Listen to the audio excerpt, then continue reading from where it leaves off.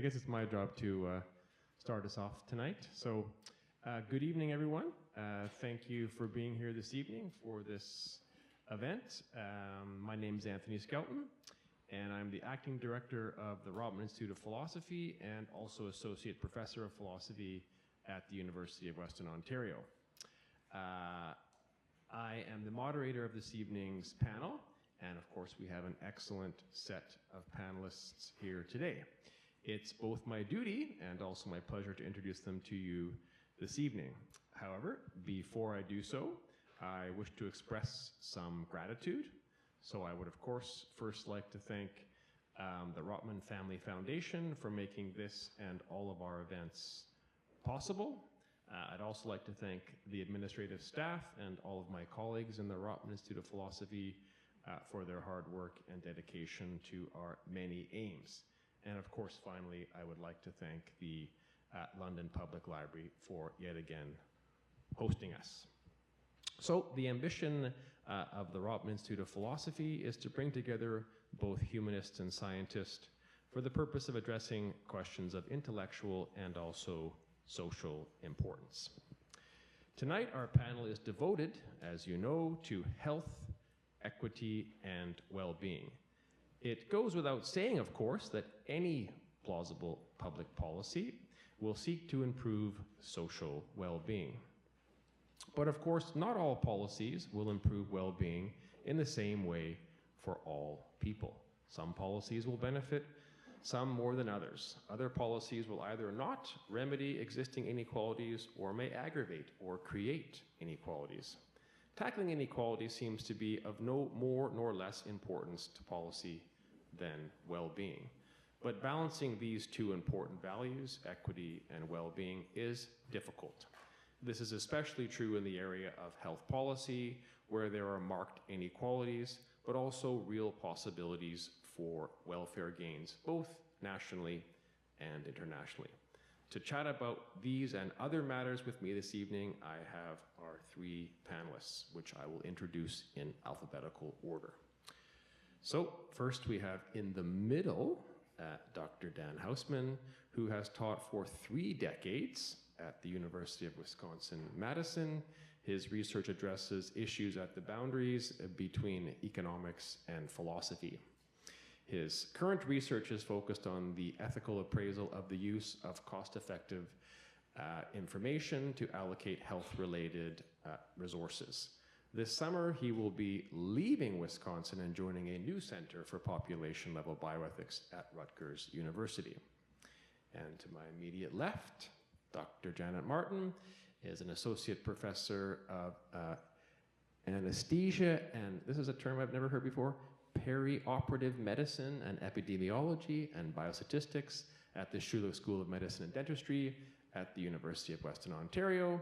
She's also the director of MEDICI, which is the Center for Medical Evidence, Decision, Integrity, and Clinical Impact, and the co-director at the WHO Collaborating Center for Global Surgery, Anesthesia, and Perioperatic Care. Did I get that right? Yeah. She is recognized for leadership in healthcare decision-making, evidence synthesis, health technology assessment, and knowledge translation. And then to my far left, we have Dr. Maxwell Smith, who's currently an assistant professor in the School of Health Studies, also at Western. And Dr. Smith serves as the clinical bioethicist at Sunnybrook Health Sciences Center and as a consultant to various governmental and non-governmental organizations, including the WHO. Okay, so those are our panelists. Please join me in welcoming them.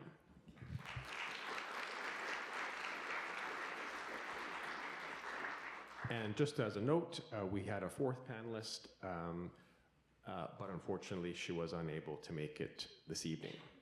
So what we're going to do, I think, to start things off is have each of you say a little bit about your interest in and your disciplinary perspective on the issues that are the subject of our panel this evening. So, Janet, I will start with you.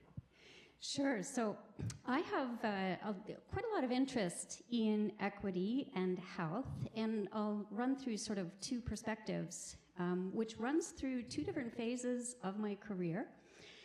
So in the early phase of my career, I did a lot of work here locally in our hospitals.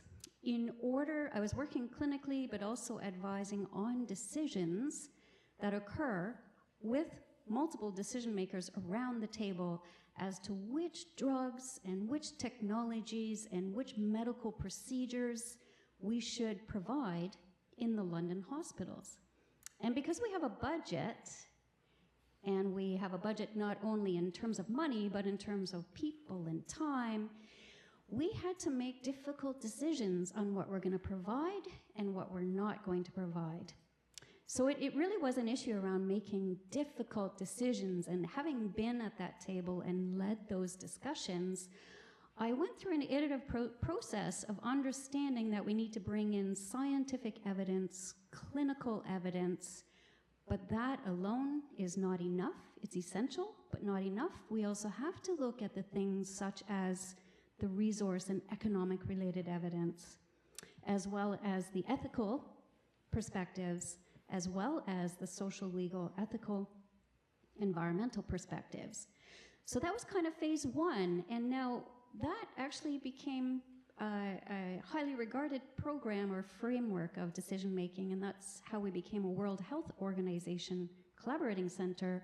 So now I've taken that framework and applied it in global settings in Africa, South America, as well as Southeast Asia. And I think we might have some opportunities to discuss perhaps how sometimes decision making is difficult for different reasons across contexts. Okay, Max?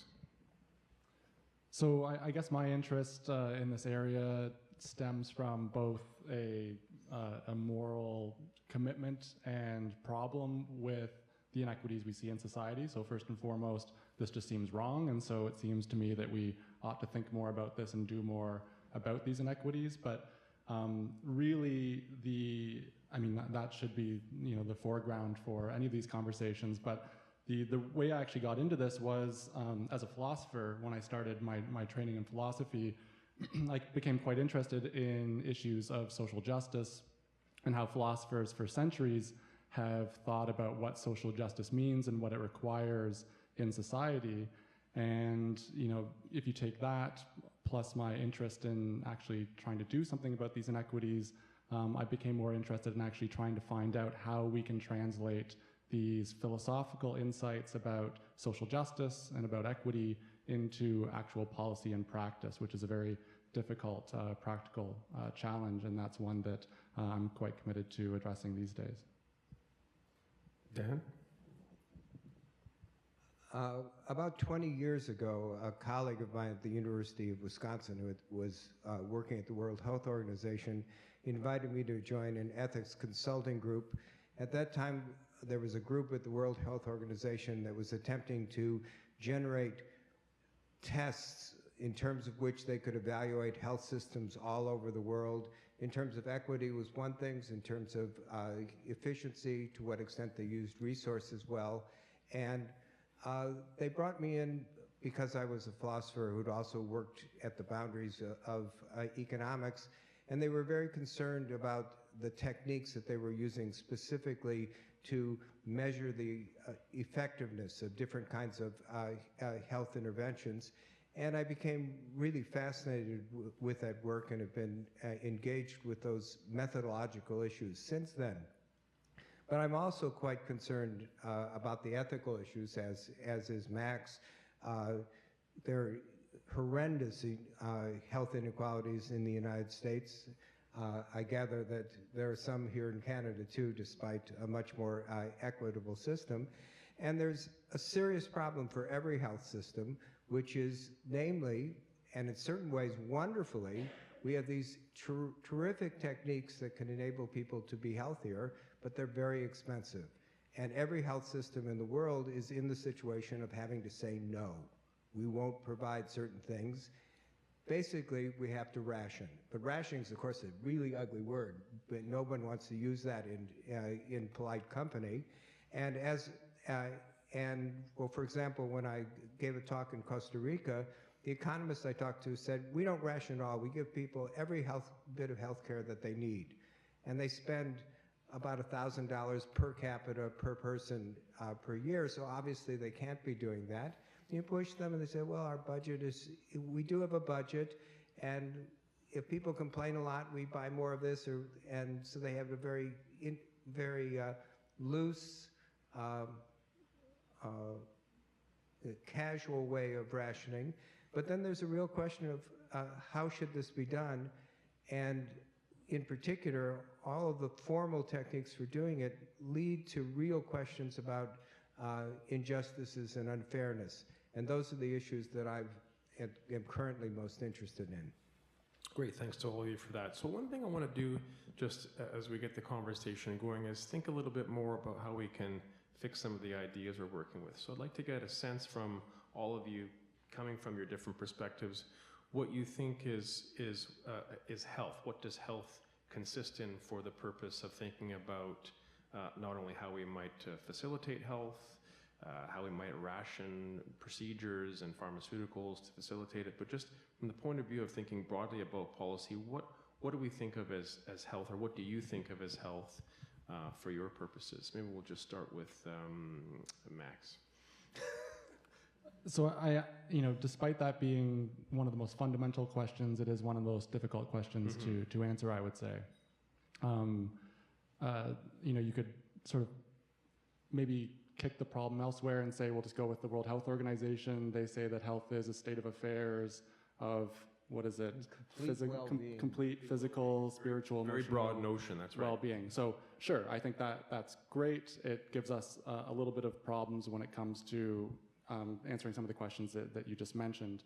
On the other side of the spectrum, I don't know if it's on the complete other side, but you could adopt a view like Christopher Bourse, who said it's health is normal species functioning, right? Any illness or disease is a deviation from that normal species functioning. So what might be the average of how we expect humans to function, which again has very problematic implications for how we think about this. So I'm going to not answer the question, remain agnostic, but at least suggest two poles between which our view of health might actually fall. Right, and so we can have a narrow one and a broad one, and those are going to make a big difference to, first of all, what we think is the goal of health policy, but also how we think about health equities or inequities.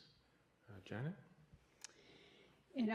I agree with Max. This is a fundamental question, and it is what we call a wicked problem, in that it's tough to define and it's tough to put boundaries around health.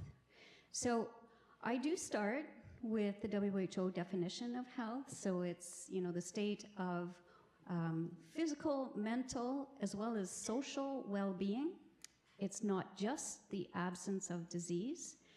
But the further I go on in life and work through these difficult decisions where we have to prioritize different opportunities for maximizing health or optimizing health across populations, my definition gets more and more nuanced with time, where it becomes some sort of a fabric whereby we've done our utmost across humanity, across the world, in order to give everybody their maximum opportunity to thrive and to survive and to meet their goals.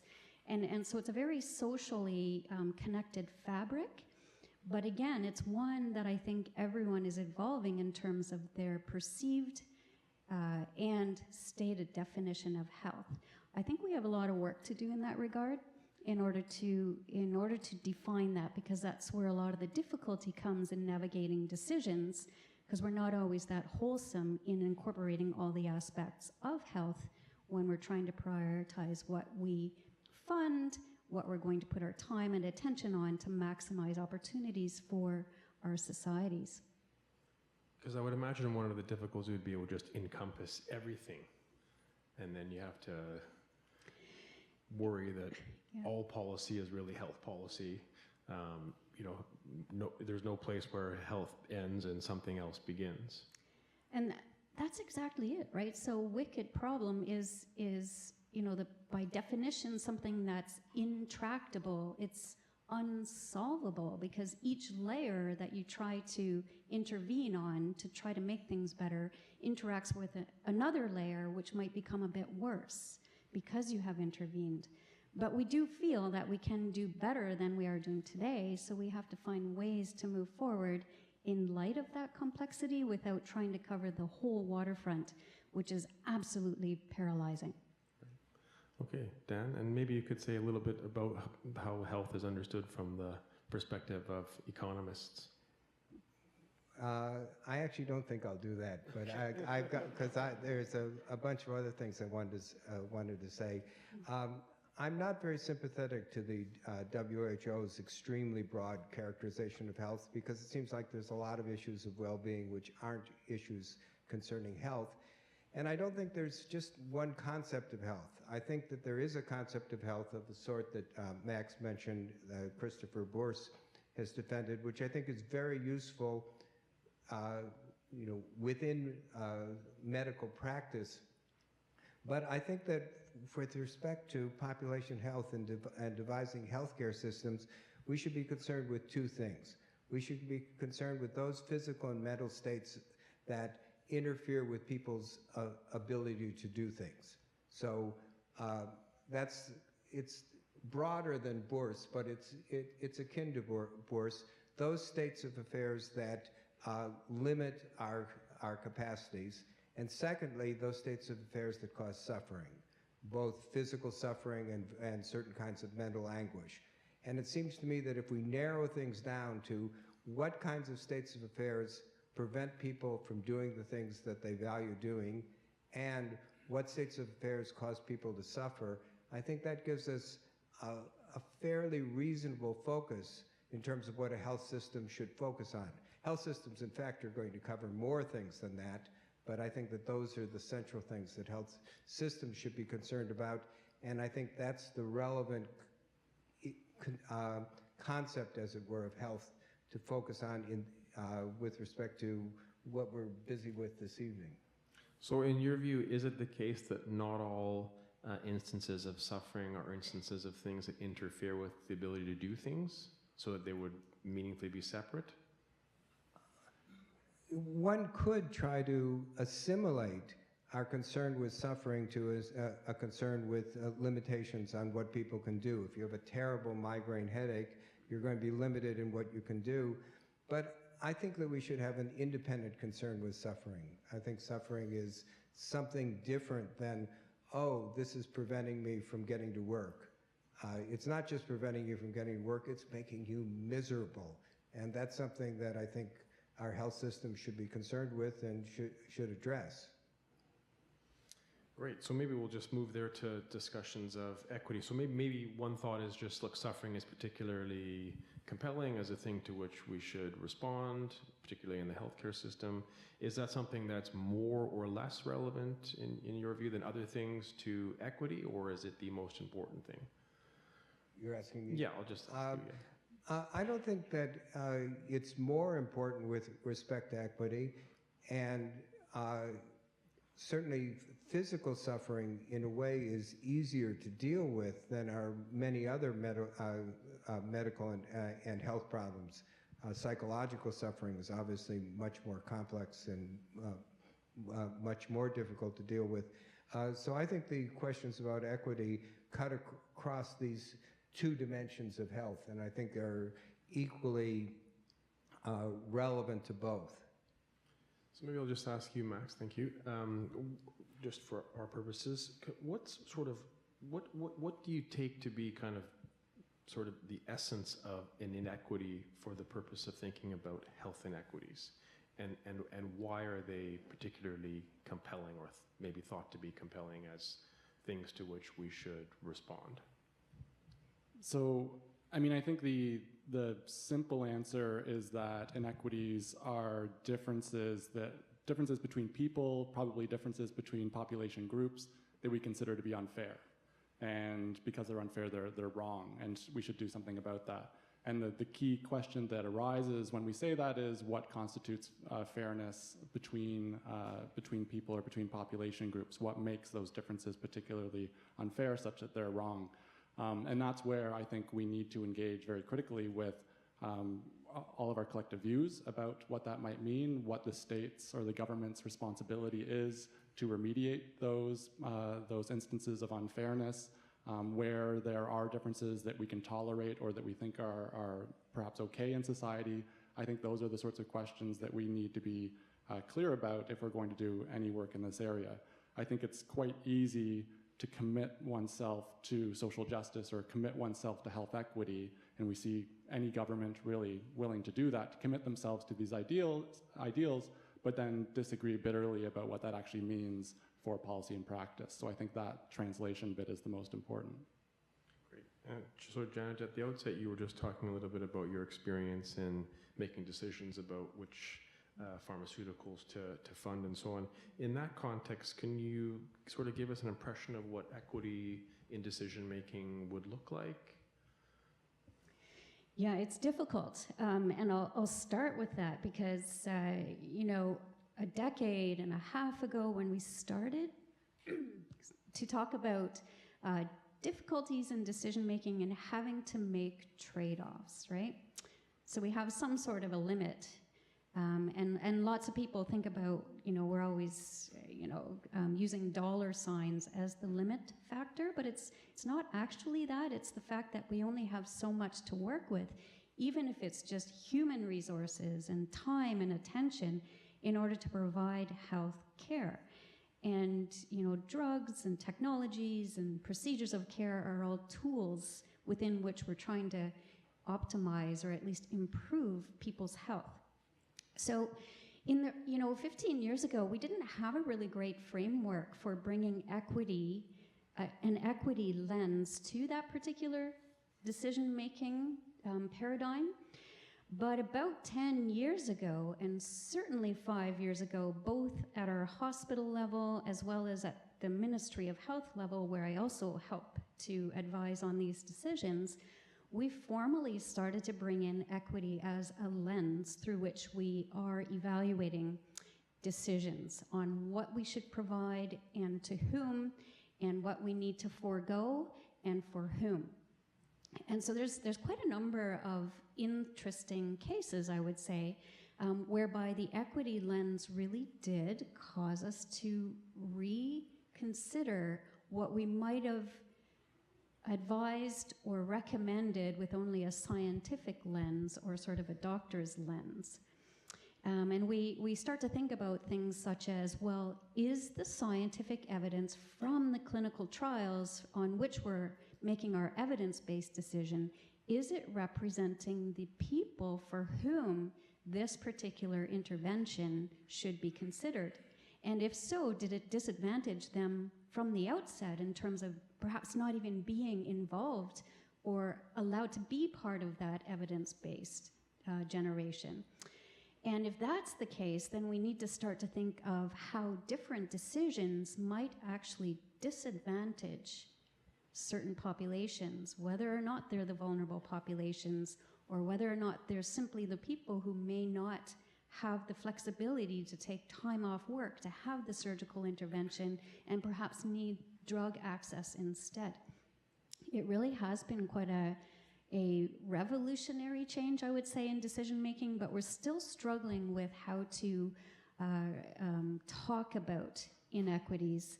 And our default is to try to not only qualify it, but quantify it in one way or another. And I'm not sure that we've got that all right or all good, but we're learning with time, and we'll be interested to hear from you on different dimensions of equity. So, Dan, you said a little bit about rationing at the outset in your preamble. So in what way is sort of rationing an important tool for realizing health equity, or is there a best or most appropriate way to ration for the purpose of achieving health equity? Just one distinction I want to draw before answering about rationing. I think it's really important to draw a distinction. I think this is fully consistent with what Janet was saying before, between equity with respect to the provision of health care and health equity, because there's so many things that affect health apart from healthcare, and indeed probably affect health a great deal more than healthcare. And there's tremendously difficult, complex questions that are concerned with what would be an equitable distribution of health in a population that are to some extent separate from the question of what would be an equitable distribution of health care. Now, when we're talking about rationing, of course, we're talking about health care. And rationing isn't something that one might bring to it. It's, although Janet didn't use the terminology, that's exactly what she's talking about. We have to, a nicer way to put it is prioritizing. Certain things that we want to definitely provide for the population, and certain things that we're unable to provide. And of course, the tragic cases, which are much more pressing in poorer countries than the United States or Canada, of where you have things that you know would be really, really helpful to people, and you can't afford to provide it to them. And so you need to decide which of these useful things are we going to enable the population who can't afford to buy it for themselves to enjoy, and which of these things are we going to say, no, we're sorry. You have kidney failure. We could keep you alive with dialysis. It's tremendously important. We're going to let you die. And that's horrible, but unavoidable. On that somber note, turning sort of away from the sort of more basic questions of health and equity, just want you to sort of use this occasion to reflect on what you think are some of the greatest impediments to promoting health and health equity. Okay, we'll start with Max. Power. So I think fundamentally it comes down to power and the voices and perspectives that don't contribute to decision making, that are often marginalized from positions of power. I think that's typically one of the major impediments to actually doing any work in this area or getting anything done in this area. The other thing, which may be related, is that we're uncomfortable talking about the sorts of issues that actually perpetuate or exacerbate or create inequities in the first place. I know that in public health, we often talk about wanting to make sure that we look at how health or illness is distributed across population groups. So we might want to say, how does this particular illness manifest across different races? And they take that to be the issue instead of the actual issue, which is racism, right? Or sexism or colonialism. And it's those issues that we really need to attend to if we want to make leaps and bounds in gains in this area, rather than sort of fiddling at the margins, trying to address how we think about this.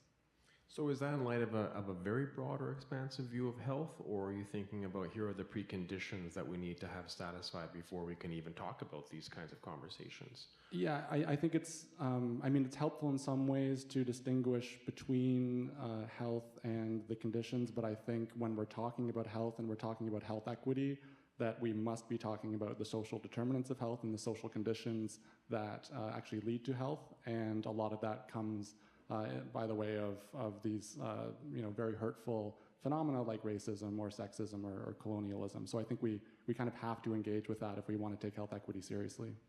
Great. Janet, do you want to add something to that?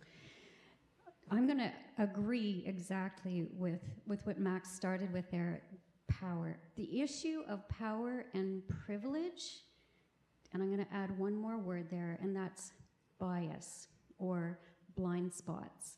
So the very fact of being called to or invited to be at a decision-making table, the people who are there are already in a position of power and privilege, and they may or may not recognize and sympathize with the fact that by virtue of being called to that table, they probably already have been filtered into a position of privilege, which can be further reinforcing the fact that the people who don't have a voice are not there, are not represented. And if the people around that table have blind spots or a bias to the fact that they are not representative of the population and of the people for whom these decisions need to be made, the whole system can perpetuate itself and give those with power and more privilege, which more and more serves those who are powered and privileged. And this happens here, and it's a microcosm here, but it's happening all around the world.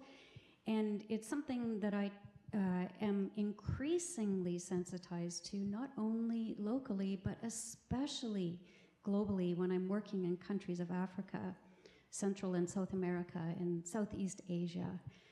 The last thing I want to do is perpetuate a colonialist mindset, or the fact that I'm there to help in any way in terms of reinforcing those power infrastructures. And so we really need to be able to face that and understand that we have huge blind spots. And I need to have so much more understanding about that and enter with modesty and not necessarily be the lead in those decision-making tables, but partner, collaborate, lift up the people for whom those decisions are relevant to. Dan? I'd agree. Power, privilege, bias, and I'd add one more thing, institutions. So, I mean, the most obvious example, if one looks at the way pharmaceuticals are marketed, patents, pricing of pharmaceuticals, that's only one issue, but, and of course, it's tremendously dependent on power and interdependent on power. It depends on power relations and it gives rise to power relations, but institutions mediate between power, privilege, and bias, and in some cases they're perhaps the weakest spot, the place where interventions are most feasible, but none of these things are easy to combat. This would be another one of your wicked problems. So can you give an example of what kind of institution you have in mind?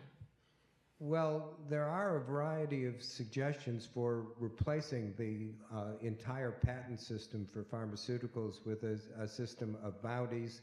Gets to be a technical issue, which I'm actually not all that competent to speak about, but there are alternative ways. Minimally, in the United States, if it's the case that public money went into the development of drugs, that they should then be publicly available at cost, that would make an enormous difference, not just in the United States, but to other countries in the world where drugs are exported.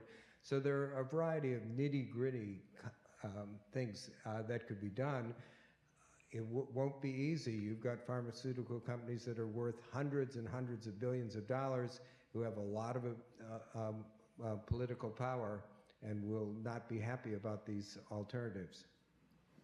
Anthony, I just might add that the perversion here is that if you are a massive pharmaceutical company or government or health system and you place at the top of your mission statement or value statement this commitment to health equity, the problematic sort of conclusion that you kind of have to reach when you're thinking about what equity demands is that you probably give up some of your power or all of your power. And that's not a very nice conclusion to reach, right? So they kind of, those two, the idea of health equity and wanting to hold that power can't really coexist in a lot of cases. So it's kind of a sort of contradiction between them or a tension between them. So we talked a little bit about power, privilege, bias, institutions. Maybe we could say a little bit about who we think are the most vulnerable populations, in particular with respect to these kinds of mechanisms in health or in the health system more generally, and then maybe secondly we could reflect on how they might be better served. I mean, we could see changing institutions or mechanisms for patenting drugs or giving people power and things like this. Maybe we could just sort of say a little bit about the vulnerable populations and then how they might be better served. Maybe we'll just start with Dan. Well, I think the number one vulnerability is simply poverty. There's a drug called eflornithine, which was accidentally discovered to be an incredible cure for sleeping sickness. Couple of doses, people who are near death were fine. Terrific, but very expensive to synthesize it. Adventis, which was the drug company that had this drug, gave the patent to the World Health Organization, but they couldn't find anyone to make it because people who have sleeping sickness in Africa are very poor and couldn't afford the drug. Fortunately, the drug actually is extremely good at removing facial hair, is marketed in the United States as Vaniqua, which is, and with that money, it's now being made available for the treatment of sleeping sickness. So it's valuable for treating facial hair. It's valueless for treating sleeping sickness, precisely because people who have, want to remove unsightly facial hair have money. People who have sleeping sickness don't have money. So the fundamental problem, it's certainly not the only thing, the issue of people not being accessible to importation and to advanced medicine, which is necessary, are certainly relevant too. But poverty is the number one thing that makes it hard to access excellent health care. Janet? I think something that's, again, a little difficult to understand until we talk about it across contexts, but in Canada, we have a healthcare system which is publicly funded, and the idea is that it's universal and it should be available to all equally. Is that really true? And we would hope that it is, and that's sort of our mantra. But quite honestly, there are groups which still remain marginalized or are still vulnerable, even though the hospital doors are wide open, the doctor's offices are, you can visit for free.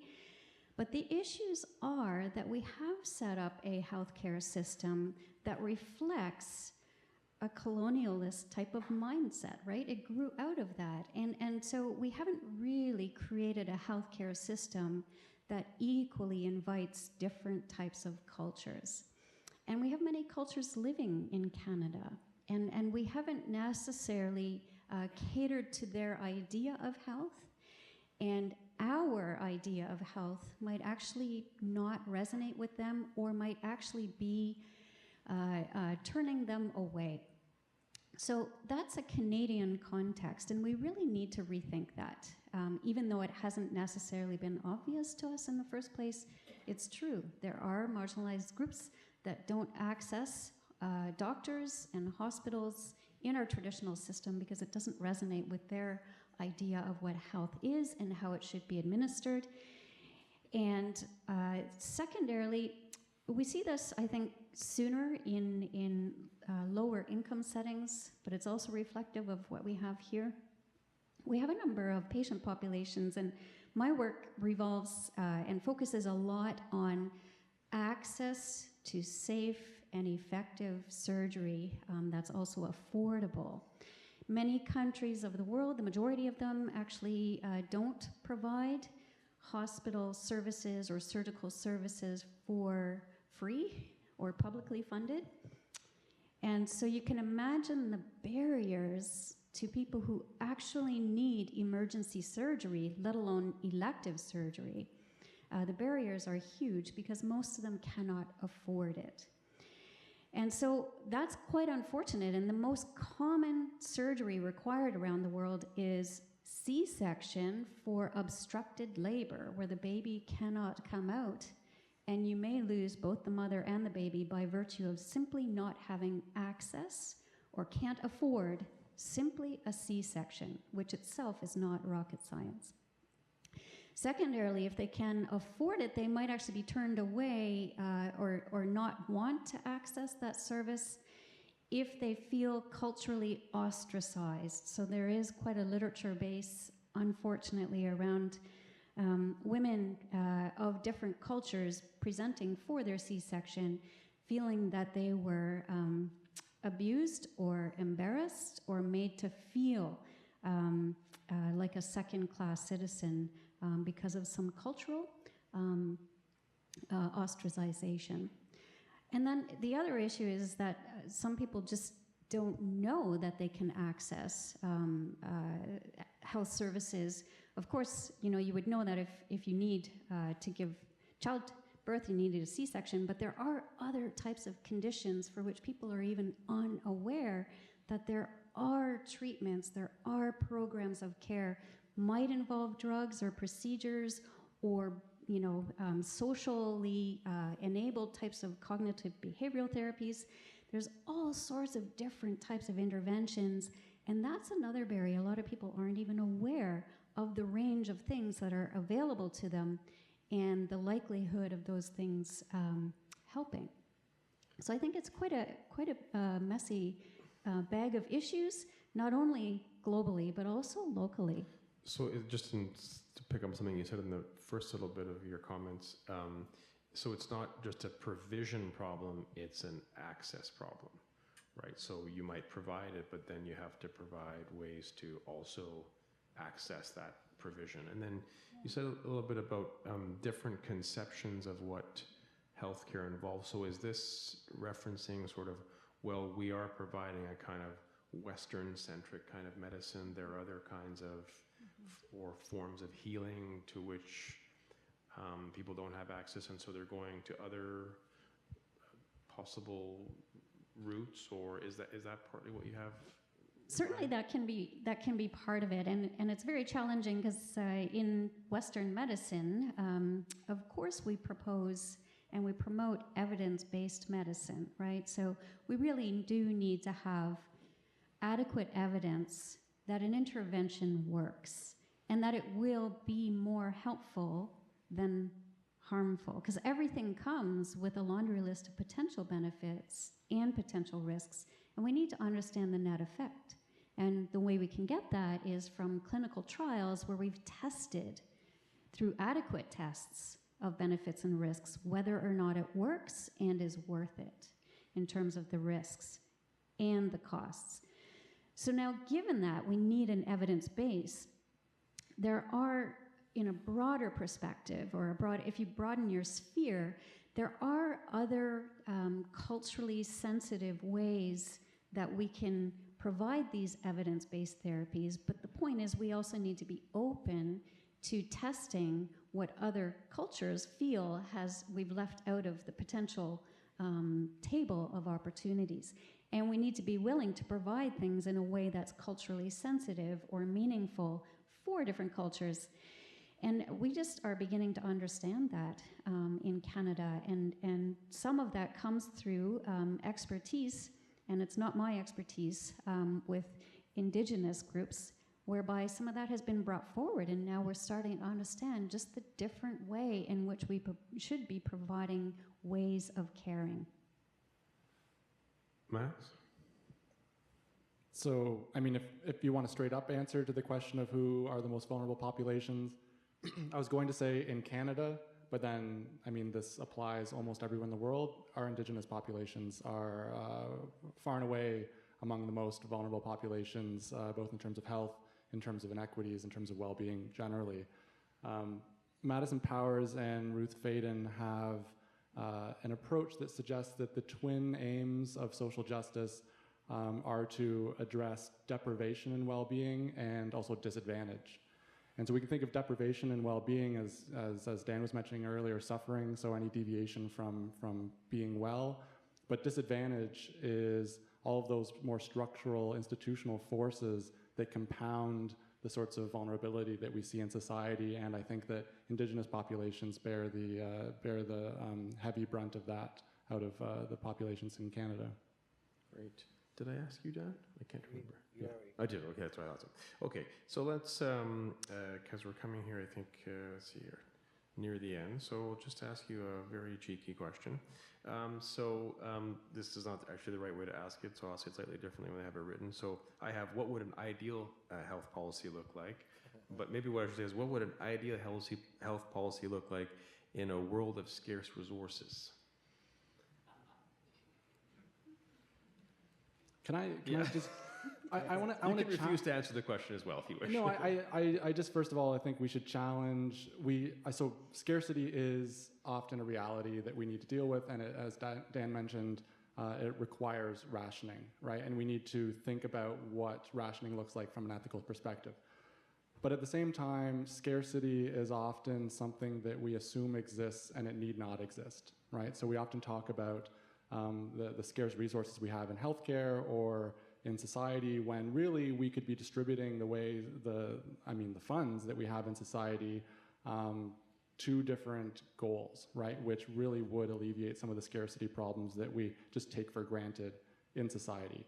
So while I agree that scarcity is a reality a lot of the time, I think the way that we often pitch, the way we think about health equity in policy is with this taken for granted notion that this is simply all we can do, or these are the simple bounds of how we can think about how we allocate our resources.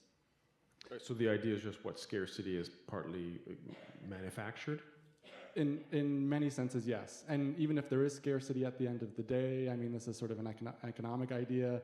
The way that we at least frame the scarcity that does exist for any given problem can be challenged and can be changed. Janet? I agree with everything Max said, except I'm more pessimistic about how far one can go, especially if you're thinking about countries that are a great deal poorer. I mean, even if we were producing all the pharmaceuticals and the medical appliances at cost, Ethiopia wouldn't be able to purchase many of them, although they're actually doing quite well in Ethiopia, and in a few years maybe that would be the case. So what's an ideal system under situations of scarcity, which I think are the actual ones? It's obviously a really, really difficult question. Clearly, one needs to have something algorithmic in terms of deciding what kinds of things will be provided, what sorts of things can't be provided, in terms of some kind of cutoff in terms of the effectiveness and the cost of various things. But one needs a much more humane system than one where you're simply crunching numbers, and I really don't know how to do it. Some countries have done pretty well, especially very affluent countries, but it's really, really difficult. From south of the border, we look up to Canada and we think, wow, you've done awfully well, not perfectly, but awfully well, certainly a lot better than we have down there. But I really don't know what an ideal system would be like. Janet? So I might have to disagree a little bit, whereby I think we have inherently the issue of scarcity. And there is a lot of talk, and I'm perhaps less familiar with it, but there is a lot of talk that having a scarcity mindset, right, or having that as your lens sort of disadvantages you from the outset. So even if we put that lens aside, here's the thing. A number of years ago, I was asked to bring the framework that I had developed for decision-making here, and we called it Know for Go, because you have to know what you're foregoing in order to make optimal decisions about what to prioritize. I was asked to bring that to another country in the Middle East, and at that time, they actually had a wealth of money. And one of the first discussions around the table when we were starting to decide, well, how are we going to set up, a health system and hospitals, and what types of technology needs to be there, and what types of programs of care, and what should that look like? I started to talk about the fact that we're going to eventually need to make some trade-offs. And the idea there is that we can't do it all. We do have to decide and choose and prioritize. And their comeback was that, no, there's no limits in terms of the dollars or the money. It's unlimited. Well, that was the first time I had ever heard such a thing. So suddenly, the shackles are off in terms of budget and funding.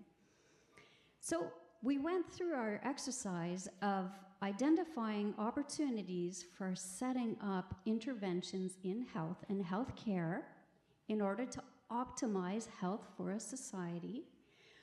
But amazingly, we found that even though the dollar signs were not limited, we still ran up against trade-offs. We still had to make decisions about what to provide and what to forego. Because even if it's not dollar signs, there is still some limit around in terms of infrastructure or people or how much time and attention and devotion we put to healthcare, to the exclusion of other uses of those same resources. So resources are never, ever unlimited. And even when we take the dollar signs away, there are still limits and trade-offs to be made. So in my mind, and a more ideal world, but I would never claim that this is ideal, because we haven't reached that zenith, and I think we have a lot of work to do through engaging our communities and our citizens to have better discussions about this. But in my mind, it really does come down to this thing called opportunity cost. We have to understand what it is we're giving up if we're going to choose these things for health and healthcare. Because if we spend $1 here, we can't spend it over there. Or if we spend a minute here, we can't spend the same minute over there. So that, I think, is the secret sauce for us getting better at decision making and making trade-offs, is understanding what we're giving up and actually enumerating that, identifying that, enumerating that, and deciding whether what we're giving up is worth more than what we're choosing to put our resources on. Opportunity costs is something that I define probably more multidimensionally than what you might think of at first. And it incorporates things such as, well, what is the evidence for benefit risks for that intervention we're considering? What are the resource requirements? What are the social, legal, ethical, environmental, institutional impacts? What are the political impacts? What is the sufficiency of that evidence base? What's the value of innovating? And understanding by putting all those things together to define what's the value of the intervention and all the interventions we might be choosing versus what other opportunities we have, also defined by their evidence, their economics, social, legal, ethical, political impacts. And it's amazing when we do this at our decision-making tables, we actually use a trade-off table, which looks like a billiards table with a line of value on which we have to make those trade-offs. And that is when we start to have some very difficult conversations, but at least we're making progress and it's transparent and we can involve all our stakeholders in doing so. Thanks. Do you want to get on this? Yeah, I was just going to say, so it's absolutely important to think about these opportunity costs within healthcare decision-making. This is something we need to do and it's important to do and it's ethically responsible to do. The only addendum I would add to that is that we often don't, at least do this well, we don't think of the opportunity costs of the actions that we have outside of health and what the opportunity costs, what we're not able to do in health, right? So we're spending money in many different areas at the cost of health equity, right? So it could be in terms of military spending, it could be in terms of whatever you might want to look at. And some of it may be justified, some of it might not be, but we need to think of a broader consideration of those opportunity costs as well. What are we losing in terms of health equity when we're spending that money elsewhere? Great, thank you. So just going to end with a final question. I'm going to ask you to speculate a little bit on what you think in the future will be the most pressing issues in health and then also in health equity. And it's perfectly fine to say that the future will resemble the past. I'll start with Janet. So I think the future is almost already here, but to pick up on Max's last comment, I think that we are going to have to find a way in order to span these different perspectives or different determinants of health and put them on the same trade-off table as the decisions we're making within healthcare. Because they are very interactive and the opportunity costs are at the societal level, at the planetary level, right?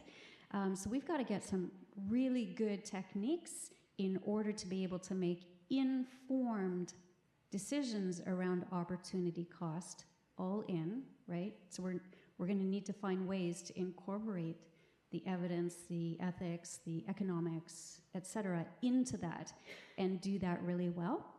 We're fortunate because we have some people who have sort of tried to tread that way, tread lightly, and certainly we've got some initial attempts through Dr. Tony Collier and the Cookson report, and we also have one of the co-authors of the Cookson report that tried to quantify or at least characterize equity in a quite a broad way. He is now here at Western, Dr. Shazad Ali, and has done some really innovative, I think, quantification around that in the lens first of health economics. But I think, there are some clues, but we certainly have so much more work to do in order to figure that out, because we have some really large issues around environmental health, climate change, which could be so much more important than what we're doing in our healthcare setting. Great, Max? So if you'd believe the loudest voices, I think the future of health and health equity and health inequities seems to be artificial intelligence. That's what a lot of people want you to believe, at least, that either artificial intelligence as applied in healthcare or in public health may be the panacea to resolving the health inequities we see, or it could exacerbate the health inequities that we see as well. I tend to think that that's, it will have some effect. That's probably not so much the future. I would agree with Janet's last point, climate change. Great. Last but not least, Dan. My crystal ball is broken. I really find it very, very hard to envision what the future is. I tend to be a worrier and someone who's anxious, and I think that the developments in health technology are going to be terribly expensive, and that is going to create enormous problems for health systems all over the world. I hope I'm wrong. Okay, great. So that concludes the panel portion of this evening's event. And again, Dr. Dan Hausman, Dr. Janet Martin, and Dr. Max Smith. And now we will take this opportunity to turn things over to the audience. Feel free to ask questions of our panelists, please. Oh, sorry, yeah. Phones over here to the left and right.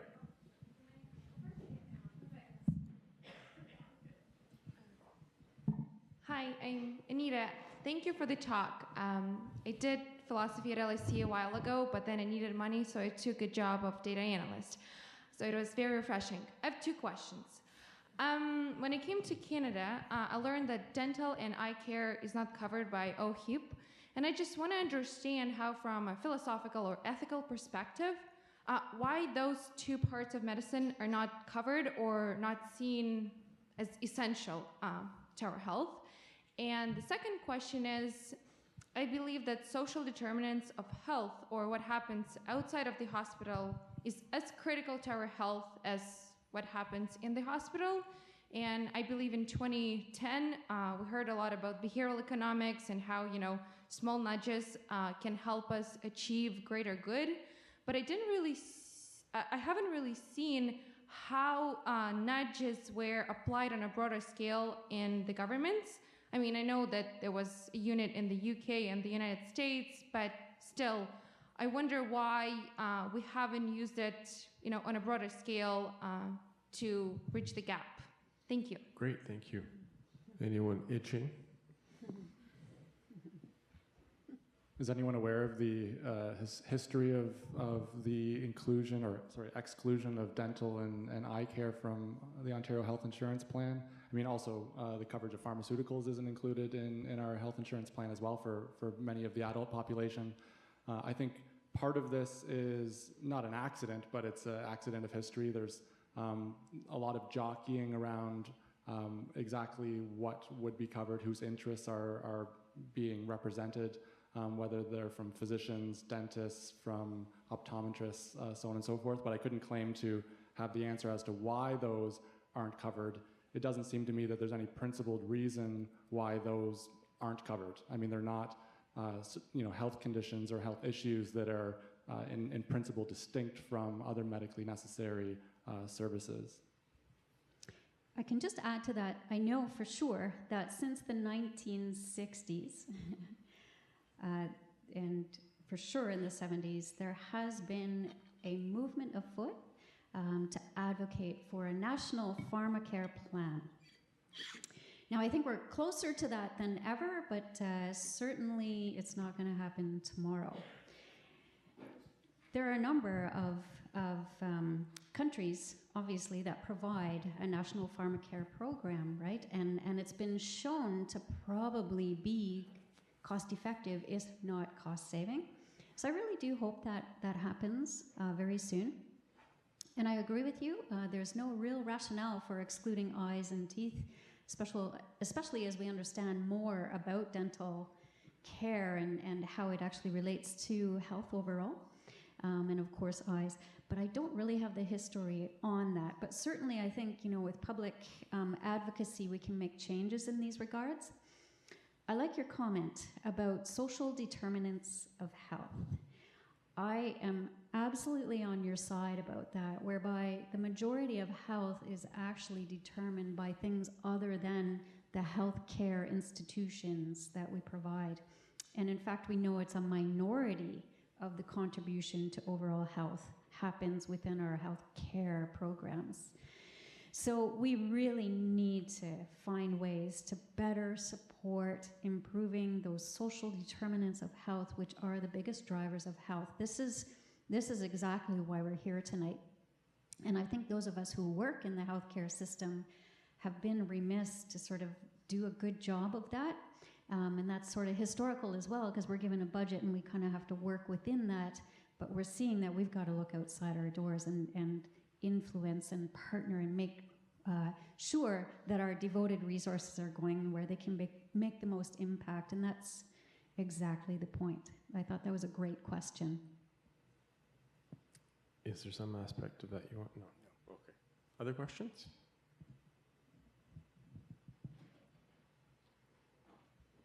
There's a microphone on the left. So I'm just thinking about we keep electing conservative governments, and according to Naomi Klein, she talks about right-wing conservative governments, neoliberalism. They decrease social spending, they decrease taxes, they privatize and deregulate. It makes the rich richer and the poor poorer. So it increases income inequality. And there's also a book, The Spirit Level. It talks about a progressive taxation system, taxing the rich more and corporations more, how they have less infant mortality, less crime, less mental illness. So it's like a panacea for all social ills. So I guess I'm wondering if wealth goes up and inequality decreases for people, does the health equity, as wealth equity goes up in a population, would health equity go up, and do we just need to stop voting in conservative governments? I'm certainly not going to comment on Canadian politics, of which I know little, but just an anecdote that's relevant to what you said. Today in the New York Times, there was a report of a finding that wealthy individuals in England and the United States, so it covered both a country where there's universal health care and one where there isn't, had on average 8 to 9 years more of healthy life than poor individuals. And this was actually controlling for things like education. So it was quite surprising that wealth itself, one has to be careful about saying it's the effect of wealth, because there's many possible causal complications, but there's enormous correlation between wealth and health, and that when you have greater income inequalities, you generally have a less healthy population altogether and tremendous health disparities. And what's quite interesting as well is that if you split income into deciles and into 10 different groups from lowest income to highest income, you find the gradient of health will follow that income gradient. But also if you drill down into any one of those deciles, even into the top deciles of income, you actually find a gradient exists within that group as well. So even of the rich, if you split them apart and look at the gradient there, you can find that those that are less rich than others will tend to have worse health than those that are the ultra rich. And I'm not going to answer the conservative question.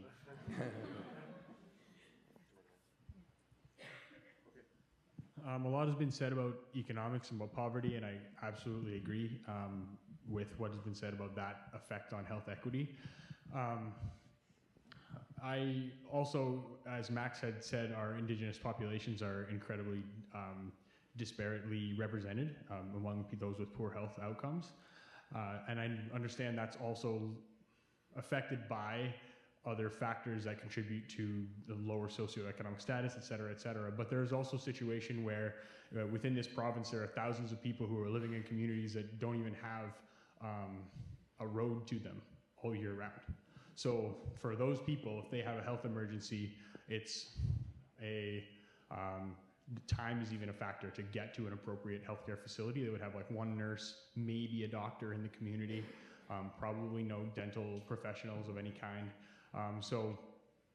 And a plane ticket to the nearest community with a road is $500, and then they have to get from there hundreds more kilometers to an appropriate healthcare facility. So it's not just about money, it's about physical access.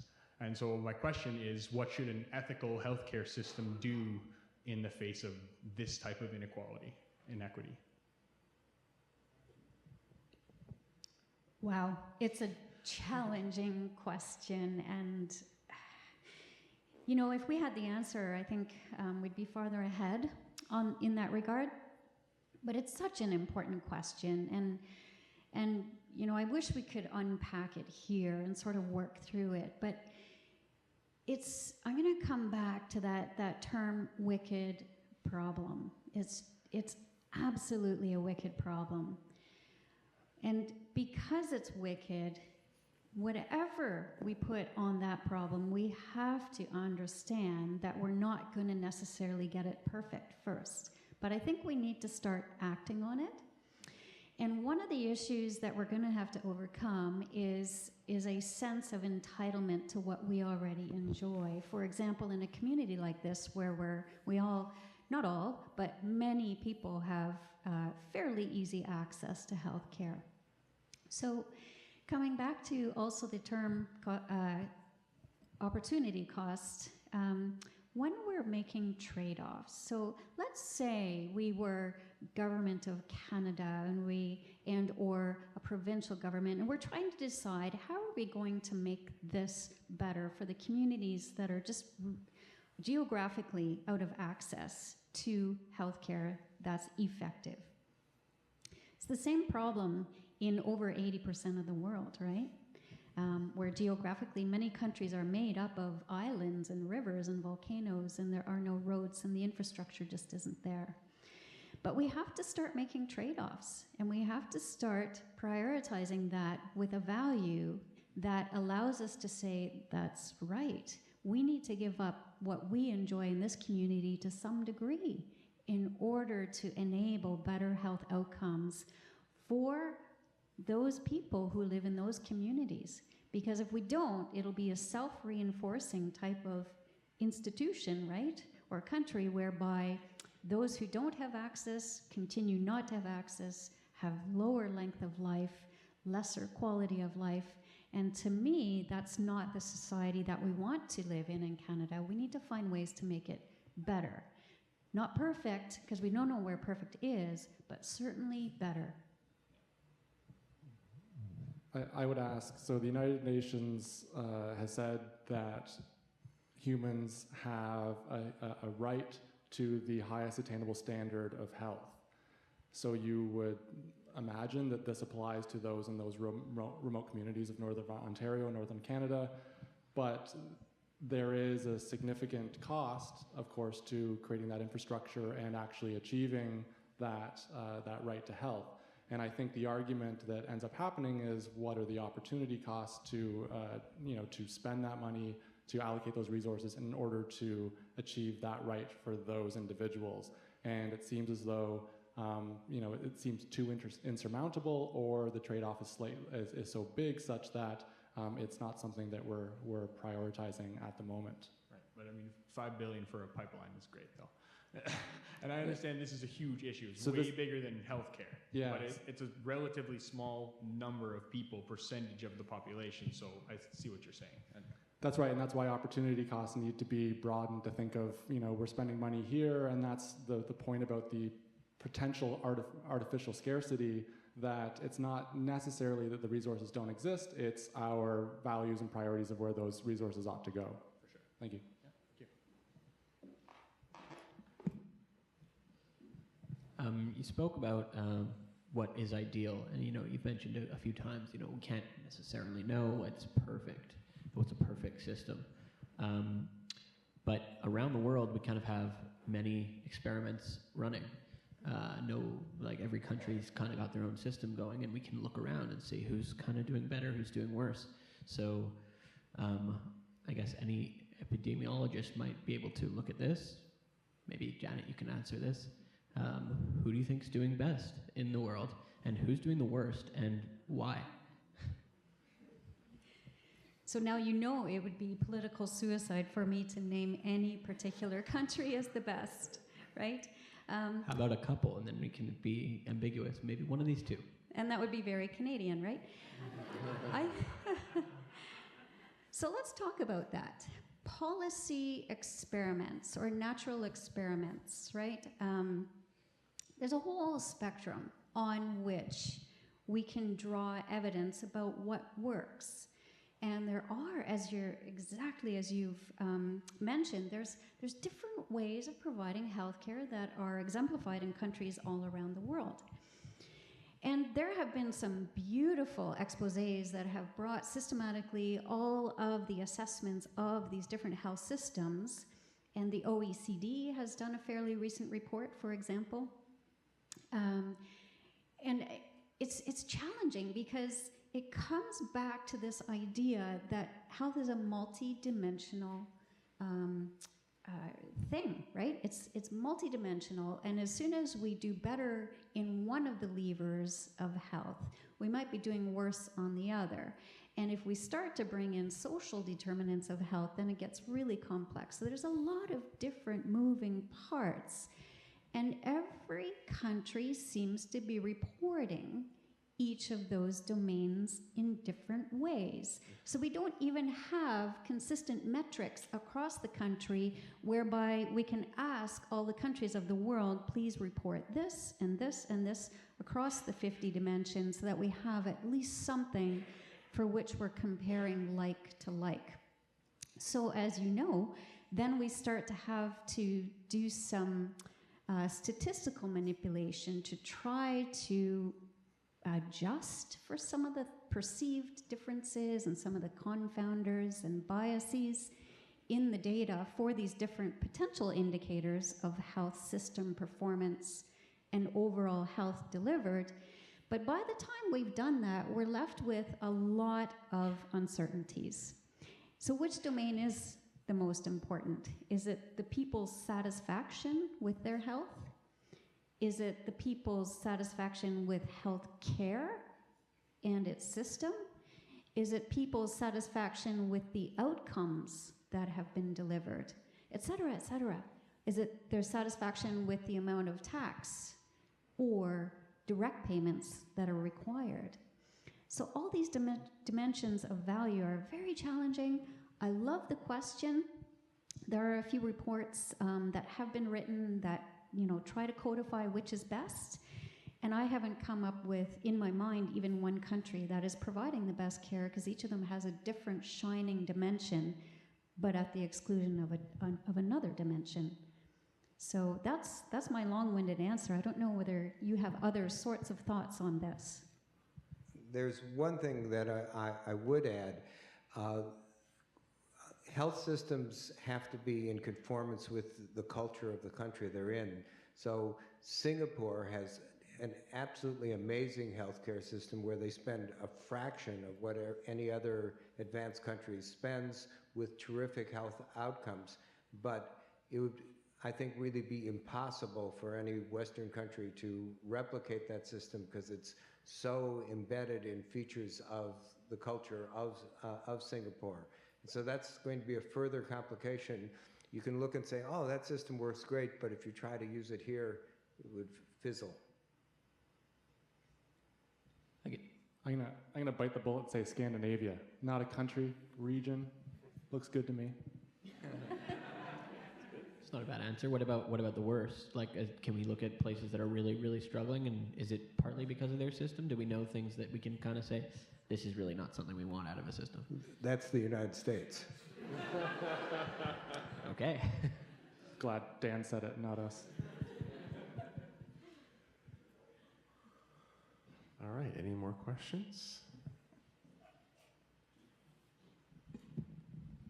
So I was going to talk a question about the more efficiencies of health prevention over health treatment, but I'm going to ask questions because you brought the topic up, and I've noticed extremely tonight.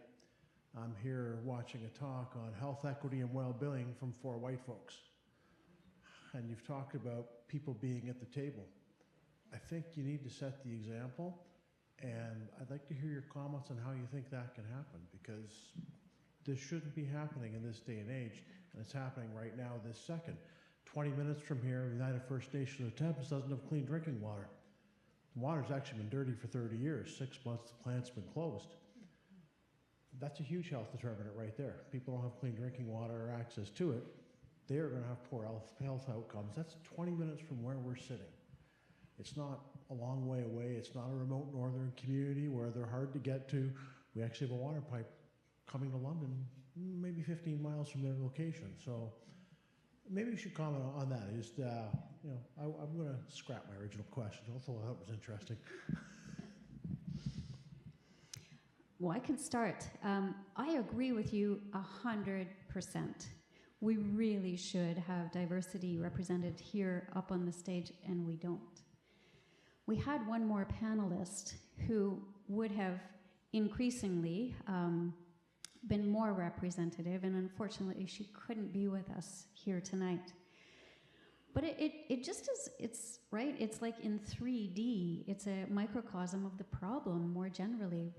We already have these infrastructures and these momentums and these positions of power and decision making, and we're in a momentum, and we honestly need to find ways to stop and redirect and derail what we've already got going. So I'm really glad that you brought that forward, because that's exactly the point, right? It's probably the most important point that was raised tonight. So I'd also add that, I would echo everything Janet has to say. I would think it would be dreadful if I was taking the place of someone to speak on this issue. I think, given my positionality, what I look like, I'm probably the least qualified person to be talking about inequities. I am not burdened by inequities as most populations are in this country and elsewhere. That being said, if I'm not taking the place of that person, if I have the opportunity to speak on it, I feel obligated to do so. And so, if the opportunity does arise, I'm happy to at least try to raise awareness or discuss this particular issue, but appreciating that my voice doesn't stand for these people. I don't speak for others who are burdened by inequities when doing so. But thank you for raising the point.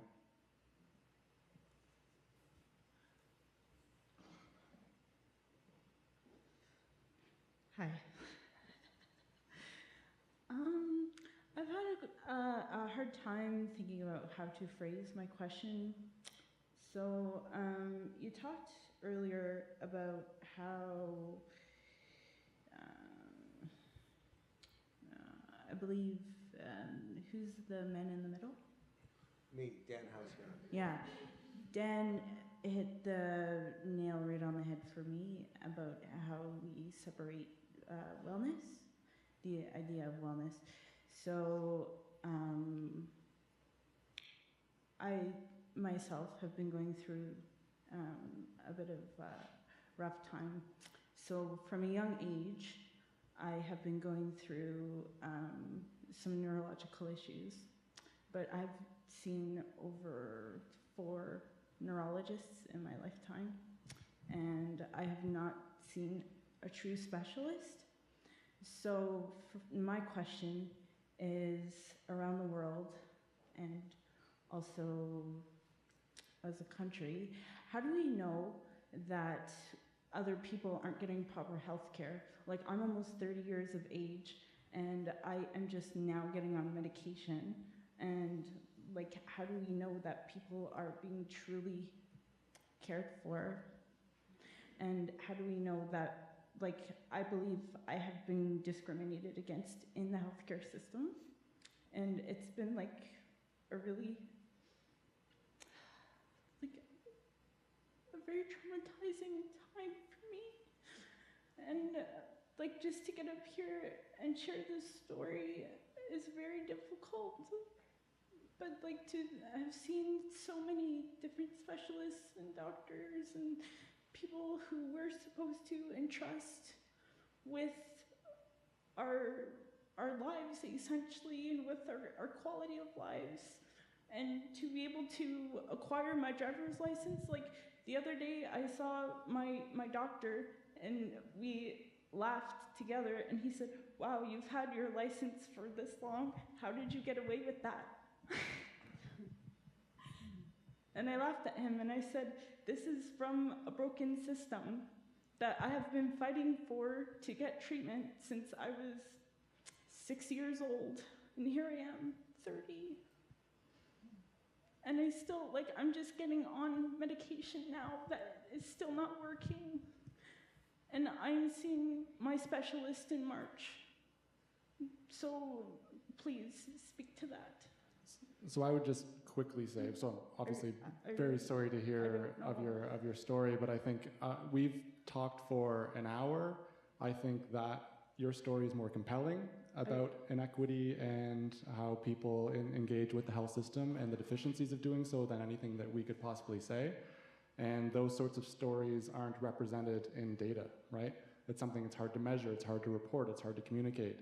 And so often the way to actually communicate inequities is through narratives and through stories like yours, right? Once, hearing that should be compelling to decision makers to act, probably more so than the sorts of philosophical arguments, scientific or data-driven arguments that we might have on the stage.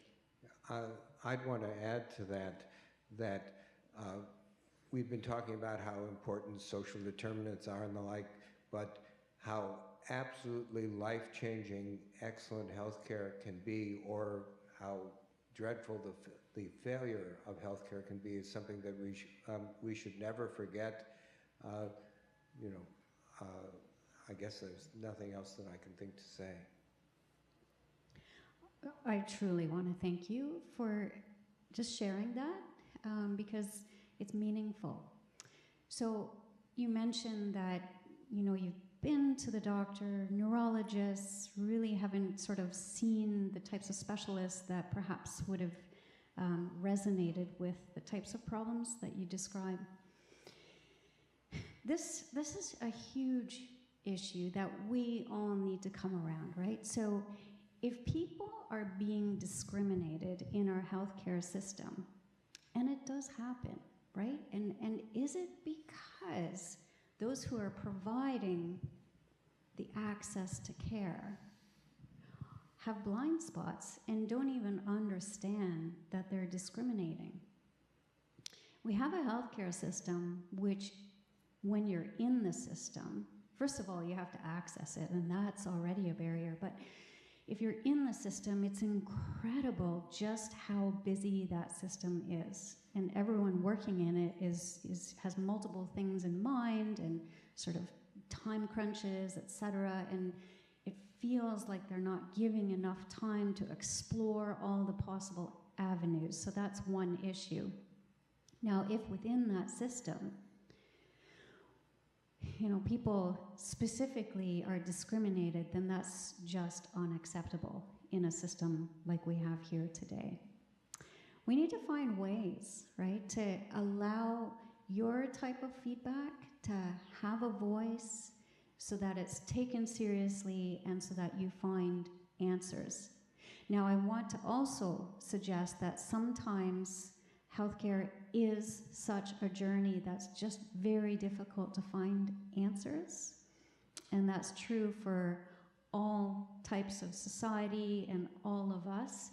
But it doesn't mean that it's rightful to have any sort of discrimination or feeling that you're not given the full ultimate chance to have all these avenues explored.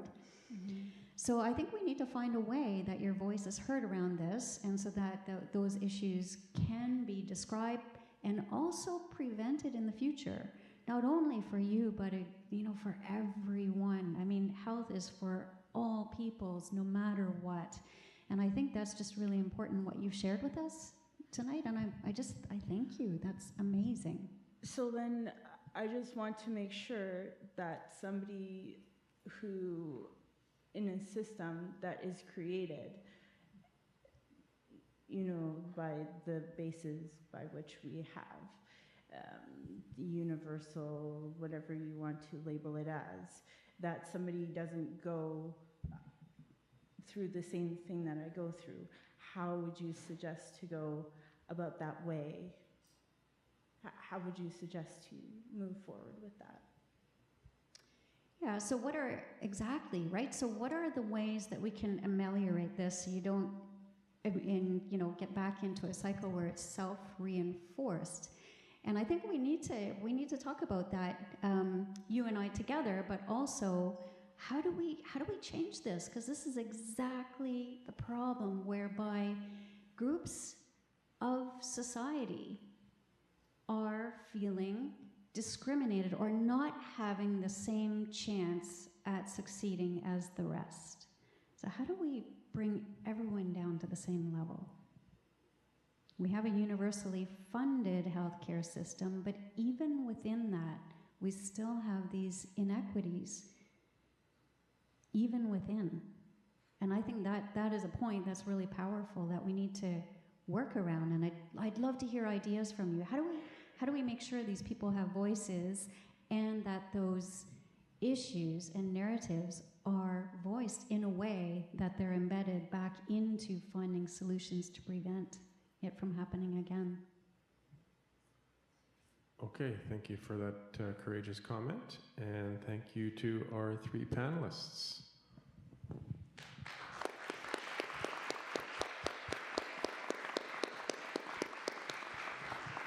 And thank you to this excellent audience for coming out on such a snowy night.